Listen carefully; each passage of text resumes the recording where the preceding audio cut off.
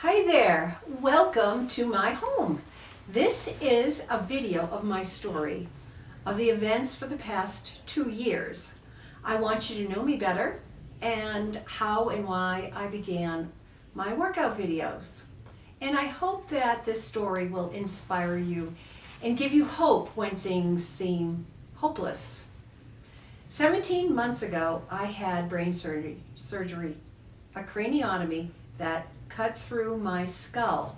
There was a golf ball sized tumor called a meningioma that was pressing on my optic nerves, causing me to be blind in my right eye and eventually caused me to be blind in my other eye if I didn't have surgery to remove it. It was very, very serious. I also lost my peripheral vision in both eyes because of the meningioma was pressing on the chiasm, the cross section of the optic nerve. I had no symptoms like headaches or blurred vision or seizures, which can happen. I hadn't noticed anything with my eyesight that was bad because I could drive and I could read whatever I needed to read. I could read with my glasses. I have reading glasses anyway, but it was only when I was driving at night, I had difficulty seeing on the road with the glare of the headlights of those big semi-trucks, glaring their lights on the small country roads. They seemed to be glaring right at me, and I said, I need to have an exam. I had an exam in the fall of 2018, and my eyes were 20/30. And then 9 months later, June 2019, I had a recheck of my eyes, and it was 20/80. Now this was very serious, and I couldn't see out of my right eye. So the optometrist did suspect that maybe I had a cataract or something more serious was going on. So she sent me to an ophthalmologist. So after the ophthalmologist exam, several exams, I could only see the Z with my right eye. He did a field of vision test to see how much I can see, and I had lost my peripheral vision in my right eye and was losing my peripheral vision in my left eye. So he suspected a meningioma. So that night he sent me for an MRI of my brain. And early the next morning, the results of the meningioma came back. I had a golf ball size tumor pressing on my optic nerve. 1 week later, I was in the neurosurgeon's office at CU's medical center at Anschutz in Denver. Now the neurosurgeon informed me of the risks of surgery, of course, and also what could happen if I did not have surgery. I could go completely blind, of course, and this was going to be delicate surgery. And so after much research of this surgery and the surgeon, and I felt that it was comfortable with him. My husband and I both felt that he was the right one. He had really good skill, and he had done this surgery many, many, many times. But he warned us that, cutting in and getting around the blood vessels and the arteries and the nerves of the brain tissue is very, very delicate. So things can happen. And it could have been it was even more emotionally stressful, I thought, if I thought about it. But I didn't really have that much time to think about it because we were moving into our new home 2 weeks before the surgery.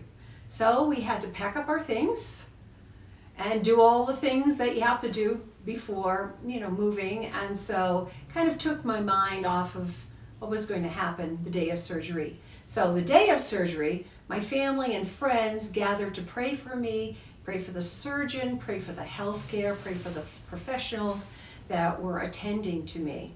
So it was an 8-hour surgery. The meningioma was benign, and it was completely removed, except there was a little bit of a spot left on my carotid artery, which he left there because if he had cut too closely to the carotid artery, that would be the end of my life. After surgery, I could partially see out of my right eye again and better out of my left eye. I was in the hospital for 3 days and sent home on my 41st anniversary. Oh, it was a great time to celebrate. It was a great time that I was alive. I was alive, and I could see my sweetheart, I could see my 4 children, their spouses, my granddaughters. And right after surgery, I took tons of medication to keep me from having seizures, a stroke, a bleeding, brain swelling. I felt exhausted and took a lot of naps for about a month. And then after about a month, about September 8th, I was really not getting better. I had a temperature of 103. I went to the ER. I had a UTI, acute sepsis, hypoxia, pneumonia, hypoxia. I had oxygen level of 84%, tachycardia, a blood clot, pulmonary embolism, of course, the same name. And they said that I had a risk for dying. So this was serious. I was in the hospital 4 days, and I was giving a cocktail of many antibiotics. I had CT scans of my chest for pneumonia, CT scans of my brain again to see if anything was happening. I was there was something happening, but so I was put on blood thinner for pulmonary embolism. A pulmonologist saw me for 3 months while I was on blood thinners. September 22nd, I had PSVT. I had paroxysmal supraventricular tachycardia. That's a mouthful. My heart rate had gone up to 230. I was put on a nodal blocker and to prevent a reoccurrence of this. And I went to a vascular cardiologist for follow-up. He recommended a catheter ablation, which I did not have yet. He suspects I could, but I don't have an episode. Then one Sunday evening, I went into the ER for a bloody nose. I was in there all weekend. The Friday morning, I was in, they stopped it came back. Friday evening, came back, they stopped it. Sunday morning at 1 o'clock in the morning, I went back and they put a rhino rocket in my sinus. And finally, the ENT doctor helped to stop it. He put a special pad in there. I went to the pulmonologist. He took me off of a blood thinner for a while so that my nose could heal. And this was really difficult, not being able to do physical activity. That caused my heart rate or my blood pressure to go up because I was afraid that I would have a bloody nose again. So from August until January, I did no exercise. I did walk from one place to the other. It was a difficult time for me since I had always been active. You know, I knew that things could only improve or else I would have to change my lifestyle. I couldn't wait to move around again and to be free and to get my life back and to exercise again and go outside and just move and be free. As soon as this blood thinner was done, you know, I just couldn't wait to be free of this blood thinner. It just really, a bloody nose was no fun whatsoever. So in the middle of January, finally, I was off the blood thinners and slowly began to do basic exercises. I mean, really small weights. But then came coronavirus. When coronavirus hit the States and we were unable to go to the gym to exercise, I decided that I would make a video for the whole family to work out together and make it, 3 different levels for beginner, intermediate, and advanced. Then the children and the parents and the grandparents could work out together.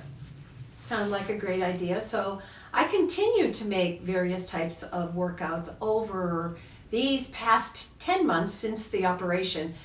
And, we all know that things really have changed with the virus. It's changed our lifestyles so many ways. And I thought that with my education and my experience as a personal trainer and a certified exercise physiologist, that I would continue to make workouts for all levels of people, not just for upper levels or lower levels, just for everybody to be able to do it. So in my personal training gym, I began to make videos that would keep you moving, strengthening your cardiovascular and muscular system. It was not my intention to make a YouTube channel that would continue at great length, but as long as we needed to keep moving, coronavirus keeping us out of activities outside in the gyms, that I was going to continue. The 5 months of recovering from brain surgery, the post-operative inactivity, and numerous medical conditionings kept weakening me physically. And many times it made me think that this would never end. Would it ever end? I questioned what happened. Would I ever be normal again, since I had a hole in my head, but it was patched up, and carry on with physical activities as I always had? I wasn't sure. I felt as though my physical strength was gone, but I was no longer returning to the doctor or to the ER or to the hospital, so I was seeing a light at the end of the tunnel. And as I was going through these changes, I felt God's presence with me, reminding me that when I am weak, He is strong.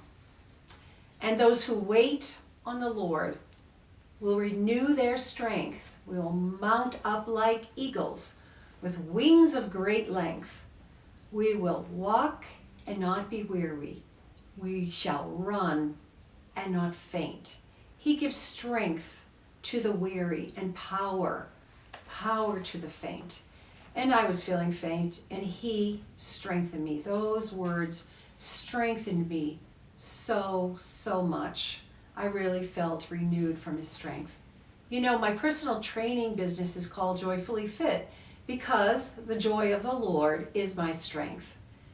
And joy is not in the midst of trials and all, is not just a ha-ha kind of laugh it through, oh, everything's just Jim Dandy.